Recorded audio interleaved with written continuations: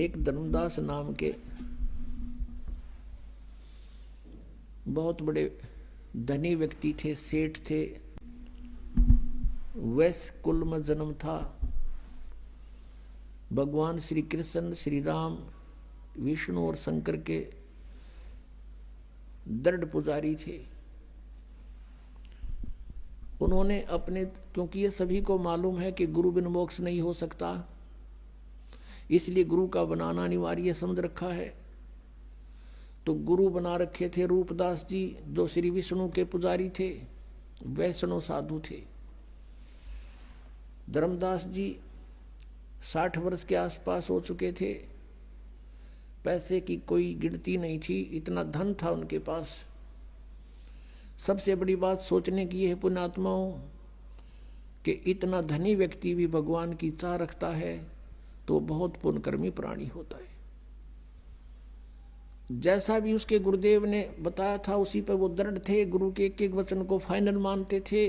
पुण्यात्माओं, एक नियम होता है कि श्रद्धालु यानी शिष्य गुरु जी के वचन में किसी प्रकार का अविश्वास ना करे, ये नियम होता है।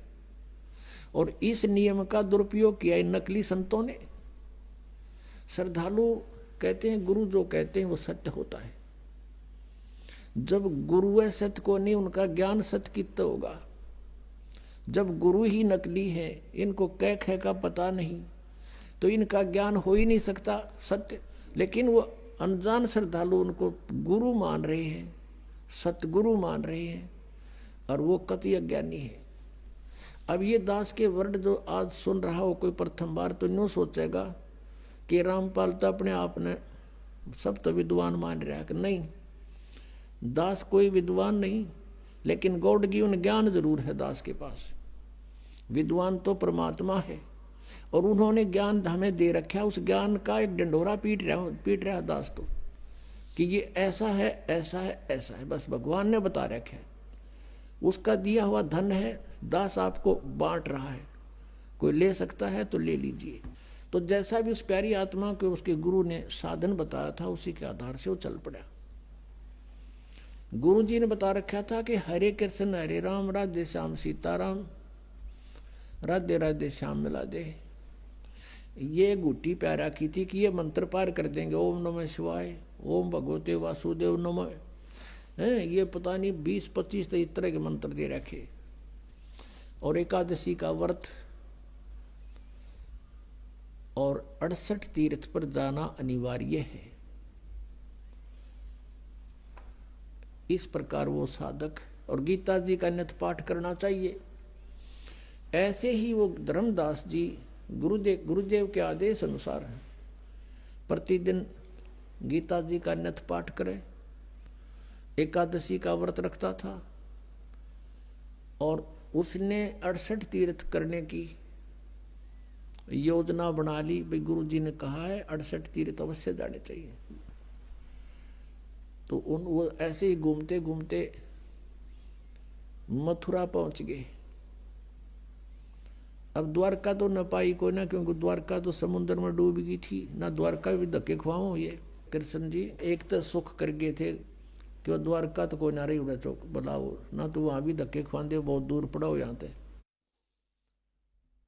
तो मथुरा पहुंच गया, और वहां उस तालाब में जहाँ श्री कृष्ण जी कहते हैं, कृष्ण जी नहाया करते थे, गौ चराया करते थे, उस तीर्थ में, जोड़ में, तालाब में। और उन तालाबों का ऐसा पानी जो गधे भी ना पी, और उसमें श्रद्धालु नहावे और आचमन ले उसका। अब आत्मा को तो भगवान की चाह है, किसी तरह मिल जाए उसने प्राप्त करना है, लेकिन उसका वे ठीक नहीं है, तो तरीका मार्ग ठीक नहीं, कैसे मिलेगा वो भगवान। अब धर्मदास जी सुबह सुबह स्नान करके उस जोड़ में, तालाब में, मथुरा के में, जिसमें बड़े सैकड़ों आदमी नहावे, गंद माच रहा, और वहीं से लोटा भर के पानी का उसने अमृत जान के वहां रख लिया। लिपा पोती करी, यानी कुछ ग्राउंड लिपा, मड प्लस्टर थे, गाय का गोबर मिला के मिट्टी में, और वहां पर फिर बैठ के लगा नित नियम करने। परमात्मा पूर्ण ब्रह्म अपना अन्य रूप बना के एक जिंदा महात्मा का रूप बनाकर वहां पहुंच गए, बैठ गए धर्मदास जी से 50 फुट की दूरी पे।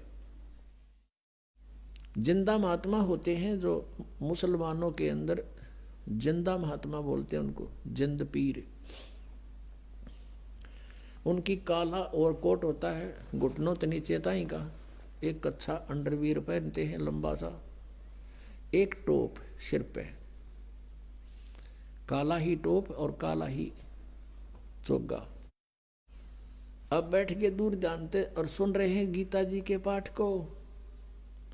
धर्मदास जी बड़ी लय ला के पढ़ रहा है संस्कृत को,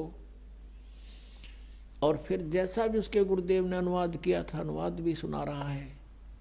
अनुवाद सुनाना इसलिए शुरू कर दिया कि सामने एक भक्त बैठा है और दिखे है मुसलमान, लेकिन मेरी बातों से प्रभावित बहुत है, बड़ा ध्यान से सुन रहा है। अब धर्मदास जी ने गीता जी का 7वां अध्याय पूरा पढ़ दिया, क्योंकि इसमें सारे 30 श्लोक हैं और कुछ 8वें अध्याय के भी मोटे मोटे कुछ कुछ सुना दिए। जैसे 8वें अध्याय के 5वें और 7वें श्लोक में गीता ज्ञानदाता कहता है कि अर्जुन तो मेरी शरण में आ जा, मेरी भक्ति कर, मुझे ही प्राप्त होगा। इस तरह की उसने अपना सारी क्रिया जब कर ली, परमात्मा और निकट पहुंच गए और हाथ जोड़ के कहने लगे, अपने आप को एक दास बनाया भगवान ने, और सामने बैठा हो जैसे ये वैष्णव पंथ के जो उपदेशी होते हैं, एक कंठी रखते हैं गले में, एक तुलसी के मणिये की एक माला और तिलक माथे पे, और एक धोती कुर्ता सा बस वैसे लपेट लेते हैं कपड़ा सा, ऐसी वेशभूषा बना रखी। वो सन्यासी वैराग ले लिया उसने, यानी अपने गुरुदेव जी से एक साधु का रूप बनवा लिया, क्योंकि 60 साल का से भी ऊपर उम्र हो गई थी। एक लड़का था वो अपना कारोबार संभाल रहा था, तो वो अपना भक्ति मार्ग पर चल पड़ा था। भगवान ने, परमेश्वर ने करबद्ध होकर कहा कि हे वैष्णव साधु, हे महात्मा जी, मैं सब जगह भटक लिया, मेरी शंका का समाधान नहीं हुआ। अब धर्मदास जी फूल गया, बोल भक्त क्या समस्या है तेरी? कि मुझे एक प्रश्न का उत्तर नहीं आया, किसी ने नहीं बताया। क्या? कि कौन ब्रह्मा का पिता है, कौन विष्णु की माँ, और शंकर का दादा कौन है, हमको दे बता। धर्मदास जी हंसे पहले तो कि वाह भाई वाह, आपको हमारे हिंदू सदग्रंथों का पता नहीं, इसलिए आप ऐसा बोल रहे हैं। भक्त, ये तो अजरो अमर हैं, इनके कोई माता पिता नहीं है, ये तो सर्वेश्वर हैं, ब्रह्मा विष्णु जी शिव जी, ये तो बड़े समर्थ शक्ति हैं, अजन्मा है, इनका कोई माता पिता। परमेश्वर ने कहा कि आप अपने सदग्रंथों से परिचित नहीं हैं महात्मा जी। श्री देवी भागवत में पढ़कर देखो, 3रे स्कंद में, इनकी जन्म मृत्यु होती है, ये अविनाशी नहीं है। अब उस समय ये संस्कृत में थे सारे, तो वो उसने एक ब्राह्मण से पूछा कि ब्राह्मण इसमें कहीं लिखा है? तो ब्राह्मण ने कहा, पढ़कर सुना 3रे स्कंद में। ब्राह्मण पढ़ता पढ़ता एकदम चुप हो गया, कहने लगा, भाई लिखा था पर ये तो वैसे लिख दिया होगा।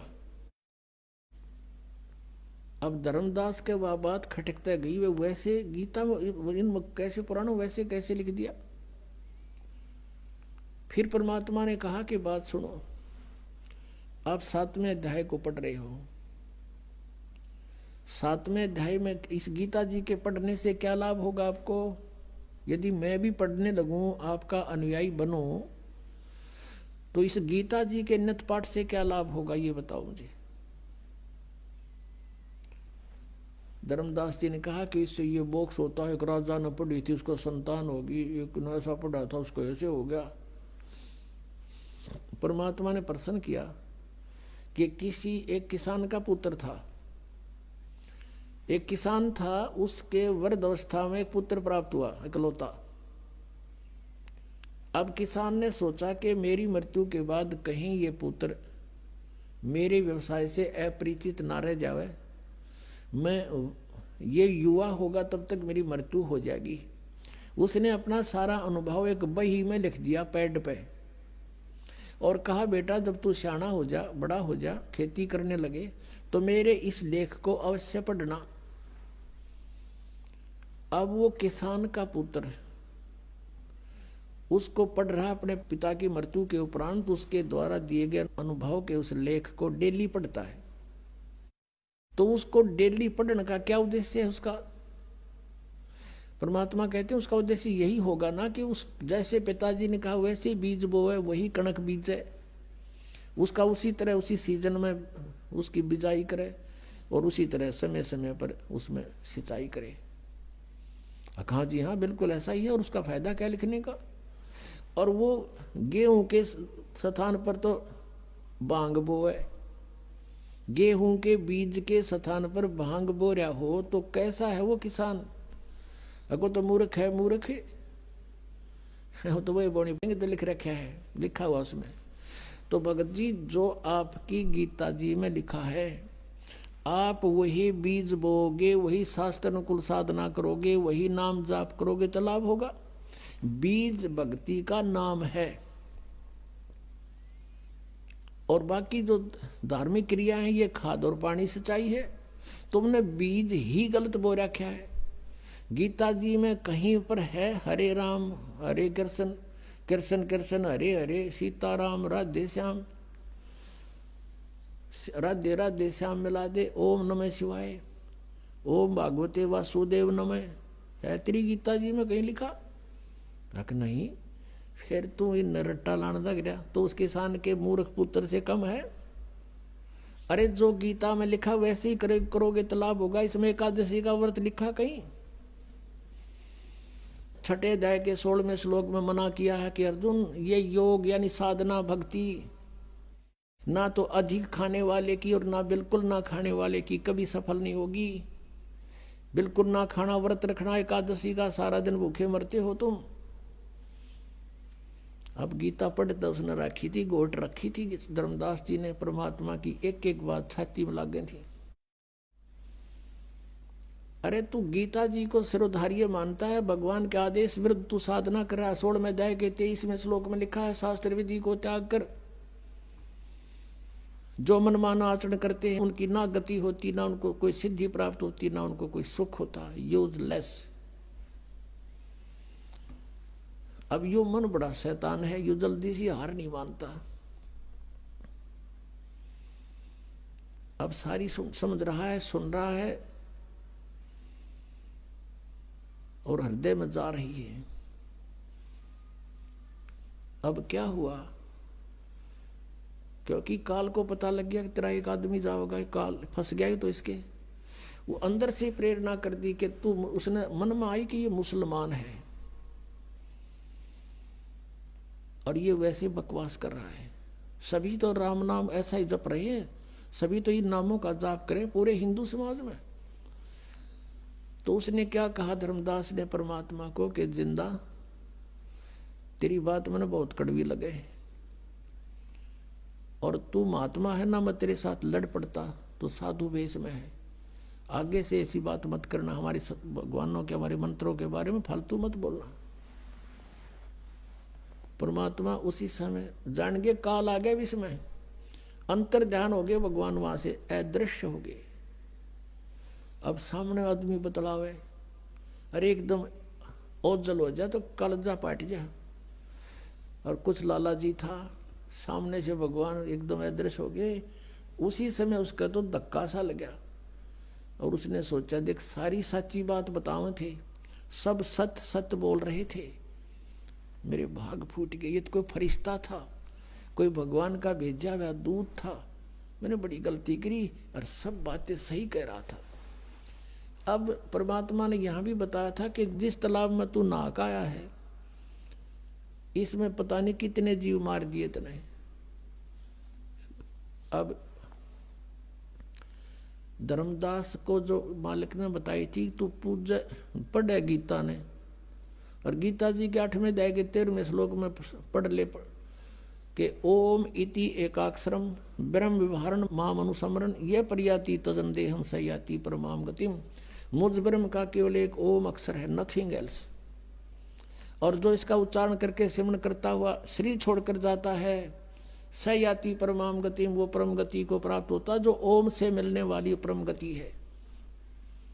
और तुम जपो हरे राम हरे कृष्ण राधे श्याम सीताराम राधे राधे। कोई बात हुई? अब एक किसी ने प्रश्न किया कृष्ण के पुजारी तो कि आपका इष्ट देव कौन है? स्वरूप तन्यों का राधे, और फिर हो गया श्री कृष्ण जी मेरा इष्ट है। अरे राधे होया कृष्ण जी तेरा इष्ट होया? कमाल की बात कर रहे हैं, बिना अकल की बात। अब राधे श्री कृष्ण जी की वो थी प्रेमिका, और कोई मित्र उससे पहले उसकी प्रेमिका का नाम लेता जूत तोड़े न बाजेगा उनका, यारी तोड़े टूट लेगी उनकी। यानी वो कृष्ण जी की पूजा कर राधे श्रद्धा कर रहे। थारा गजब हो, ये थारा सिर पैर है कोई? तो वो भी न्याय कह था, धर्मदास भी जो परमात्मा ने उसको यही सुनाया था, समझाया था, तो उसका सारी बात जचगी के सत्य है। अब उसने सुबह वह क्रिया ना हुई उस भगत जी में जो प्रतिदिन क्रिया करता, और नो सोचा ही भगवान वो एक बार फिर आवे। अंदर से सारी रात नो तड़पता रहा, एक बार वो भगवान है परमात्मा वो कौन था नो तो मैं नहीं जान सकता, एक बार फिर आ जा। मैं कति कोई विवाद नहीं करूं, विनम्रता से सारी बातें पूछूंगा। ऐसे सारी रात करवट बदल कर काट दी। सुबह कोनी पूजा हुई ना, उस जोड़ में नहाने जल करा तालाब में मथुराले में। रोटी बनाने लग गया, बखते उठ के वक्त से खाना बनाने लग गया, लकड़ बाल के। जैसे जंगल से लकड़ी शाम ने तोड़ के ले आया था, चूल्हा बनाया ईंटों का कच्चा पक्का, उसमें एक मोटी लकड़ी लगा दी, साथ में सहयोगी लकड़ियां लगा के अग्नि जला दी, खाना बनाने लग गया। सब्जी बनाई, रोटी बनाई, और वो लकड़ियां जलती जलती निकट आ गई। मोटी लकड़ी लंबी थी 2-3 फुट की, वो जलती जलती निकट आ गया। एंड उसका सामने आ गया धर्मदास जी को आखिरी सिरा दिखाई देने लग गया उस मोटी लकड़ी का। वो बीच में थोथी थी, ओलो थी उसमें, जैसे लकड़ियों में सुराख सा होता है, और थोड़ी थोड़ी सी गिल्ली थी। अब उधर से सूर्य उदय होने वाला हो गया। अब क्या देखता है धर्मदास के उस लकड़ी के अंदर जो वो थोथी थी, सुराख था थोड़ा थोड़ा अंदर, उसमें से चींटियां बाहर निकलने का प्रयत्न कर रही हैं। उनके मुख में अंडे हैं और बाहर निकलने की चेष्टा करती हैं। तो उस लकड़ी के एंड में, अंत में एक तरल सा पदार्थ उबल रहा है, जल लकड़ी गर्म होने से उबल रहा है बाहर के हिस्से पर।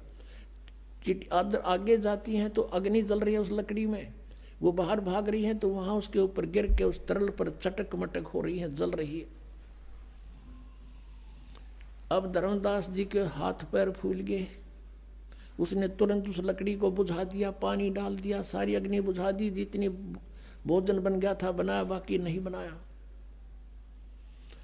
अब उसने सोचा है भगवान, आज तो ना जाने कितने जीव जल गए इसके अंदर, इतनी लंबी लकड़ी थी ये तो, और अब तो ये इतनी शेष रहती है, और इसमें सारी में चींटियां भरी थी, ये जल गए, इनके बच्चे भी जल गए।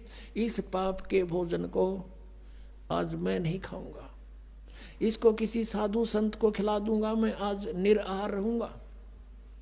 ऐसा विचार करके वो सारा भोजन उठाया और चल पड़ा साधु संत की तलाश में। हम साधु संत किसको मानते हैं? जिसने या तो बड़ी बड़ी दाढ़ी रखा रखी हो, ऊपर जटा बढ़ा रखी हो, कति एक बस लंगोट बांध रहा हो और बैठा हो नगन, या कति लाल कपड़े हो, गेरुआ कपड़े हो, या मूंड मुंडा रखा हो, कोई माला पैर रखी हो, ऐसे को हम संत मानते थे। परमात्मा ने जैसा दृष्टिकोण उसने मान रखा था ऐसा साधु मिला, उसा रूप बना लिया। एक हिंदू संत का रूप बना के एक पेड़ के नीचे बैठ गए। धर्मदास जी की दृष्टि पड़ी, सोचा कि वो महात्मा भी निकट ही मिल गए। जाके वो सारी थाली नो की नो सारी सामान था जितना भी भोजन रख दिया कि महात्मा जी भोजन पालो, भूख लगी होगी। अखां धर्मदास, भूख लगी भाई, कल से आहार नहीं किया मैंने। जब धर्मदास कहा तो उसने एक बार तो देखा कि ये महात्मा मुझे जानता भी है, तो उसने सोचा मैं बहुत बड़े यज्ञ करता था, भंडारे करता था, साधु संतों को बुलाकर उनको भोजन खिलाता था, उनमें से कोई होगा। नहीं ध्यान दिया। परमात्मा एक लोटा जल का साथ लिए हुए थे, उसमें से जल उठाया और ऐसे छींटे मार के एक मंत्र बुदबुदाया पूरे भोजन पर। उसी समय सारे भोजन की चींटी बन गई और सारी थाली काली होगी और चींटियां अंडे ले लेकर बाहर निकलने की, थाली से बाहर निकलने की चेष्टा कर रही हैं। तब परमात्मा उसी रूप में आगे जो पहले दिन वार्ता हुई थी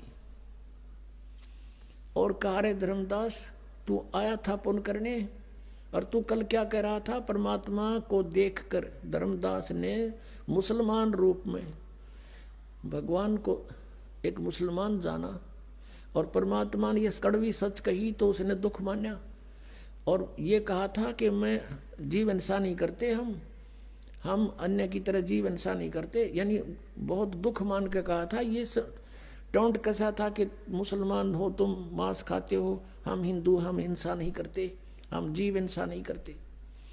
तब परमात्मा ने कहा था, रे तेरे तो तक कसाई भी अच्छा, और इस पाप के भोजन को तो मुझे खिलाने आया है। अरे अपराधी व्यक्ति। जब उसने धर्मदास ने देखा कि वो हैकल वाले, चरणों में पड़ गया, बुरी तरह रोए, ये भगवान मुझसे गलती होगी, कल मैंने आपसे वाद विवाद किया, मुझे क्षमा करो भगवान, मुझसे गलती होगी, मुझे वो ज्ञान और सुनाओ। अब परमात्मा तो चाहते थे यो सीधा हो, किसी प्रकार इसकी आप बीमारी निकला, जो गंध भर रखा है इसने अंदर, तो बैठ गए वहीं पर, अब सुन ले ज्ञान आगे का। कल तूने गीता जी का 7वां अध्याय पढ़ा था। 7वें अध्याय के 12 से लेकर 15 तक और 20 से लेकर 23 तक, इन श्लोकों में ये जिनकी तू पूजा करता है, इन तीनों गुणों में से तू शंकर और विष्णु जी की, तमोगुण शंकर और सतोगुण विष्णु जी की पूजा करता है। हाँ जी।